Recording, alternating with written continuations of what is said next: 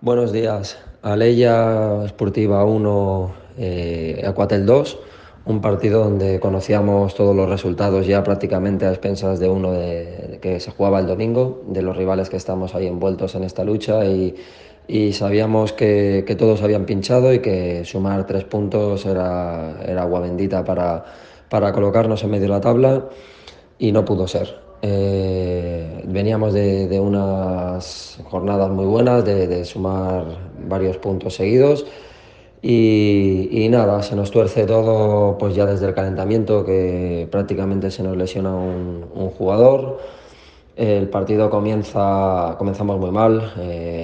Habíamos hablado de que ellos iban prácticamente a lanzar todos los balones y iban a hacer un juego muy directo con toda la gente rápida que tenían arriba. Y no subimos contrarrestar esto. Entramos muy mal al partido, llegábamos tarde, estábamos muy partidos y bueno, nos colocamos con un 0-1 en el marcador. Y la verdad es que después de todo lo malo que habíamos hecho, pues bueno, nos encontramos con un penalti al borde del descanso y lo fallamos. La segunda parte, pues bueno, modificamos algunas piezas, un poquito también el esquema y la verdad es que la actitud fue totalmente diferente.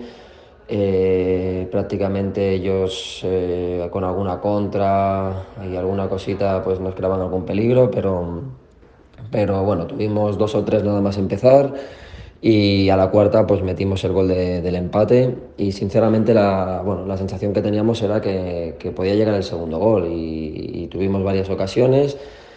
No fue así, perdonamos y bueno, en una contra, en otro balón largo, pues nos meten el 1-2 y de aquí al final, pues bueno, hubieron muchas interrupciones, ritmo muy bajo de partido, el tiempo añadido con todo lo que se perdió me parece que fueron 3 4 minutos, cuando se había perdido muchísimo tiempo.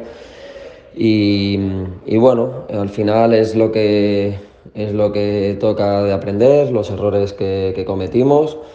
Ellos es una pena porque venían también con varias bajas y no supimos aprovechar pues bueno, todo lo que nos había puesto a favor y el factor campo en casa. Nada, desconectar esta semana que no hay liga y a preparar el próximo partido que va a ser un campo ante un rival muy complicado como es el Montgat.